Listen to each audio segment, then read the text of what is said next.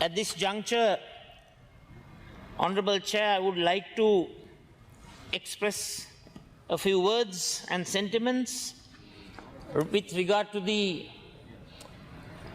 digital economic development that we all hope for.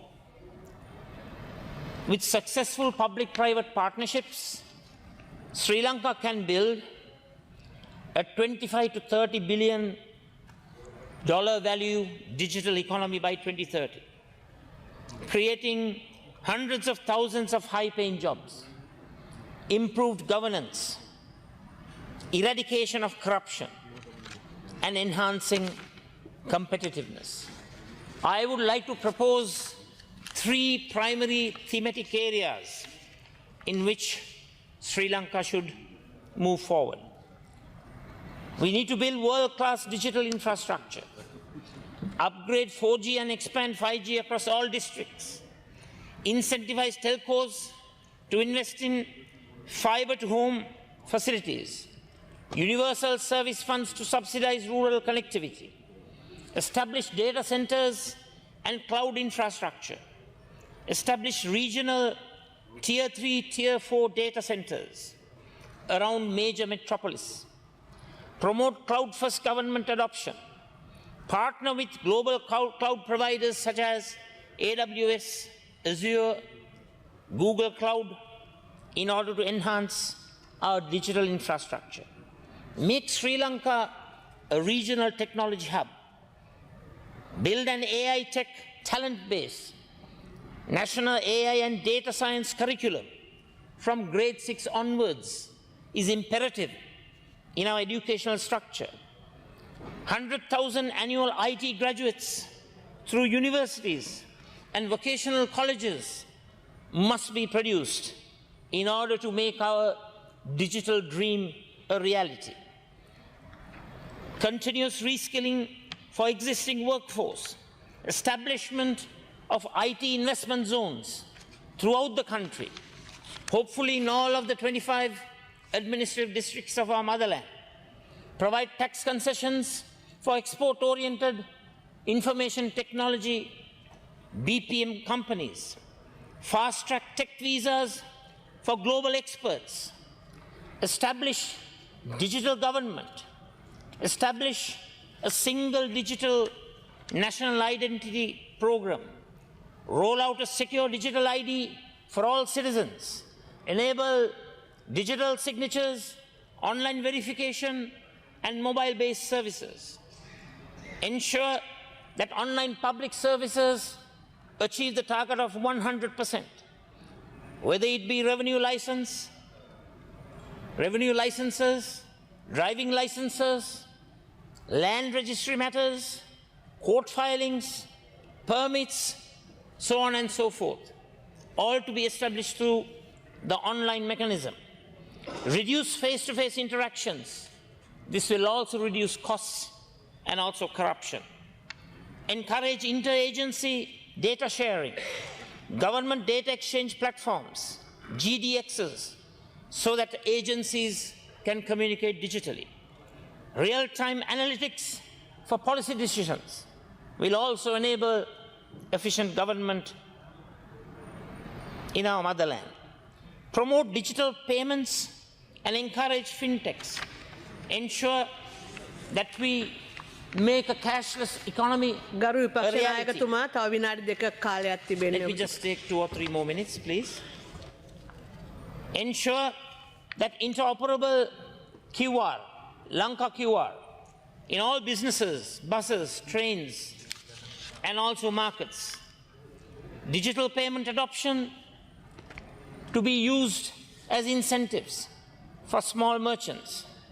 We need to promote Fintech innovation sandbox, central bank sandbox for eKYC, digital banks, blockchain payments.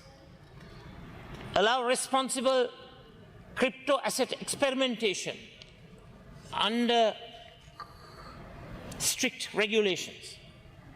Ensure mobile wallet ecosystem. This expansion of digital wallet access to rural areas with microcredit and insurance will ensure that the local economic multiplier in the digital sector will flourish. We need to support startups and innovations, establish a national startup fund. We need state-backed venture capital with private sector co-investment, provision of seed funding for artificial intelligence, fintech, agritech, health tech, startup visa programs, attract foreign founders to base operations in Sri Lanka, ensure that there is simplified company registrations and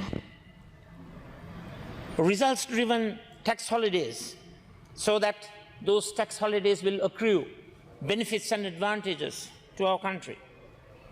Ensure that university innovation systems are enhanced and initiated. Incubators within universities for research and development and product development must be encouraged. Industry university research grants must be enhanced. We need to develop digital trade and exports. We need to expand the IT BPM sector, grow exports from US dollars 1.8 billion to 10 billion by 2030. Focus on high-value niches, artificial intelligence engineering, cybersecurity, cloud services, software product development, KPOs, legal medical engineering. Ensure that digital trade agreements are established. We need to include e-commerce data flows and IP protection in trade agreements to make sure that those agreements are viable and genuine. We need to enable digitally powered traditional sectors, agriculture, small irrigation, drone mapping, and IoT sensors for yield optimization, digital marketplaces connecting farmers to buyers.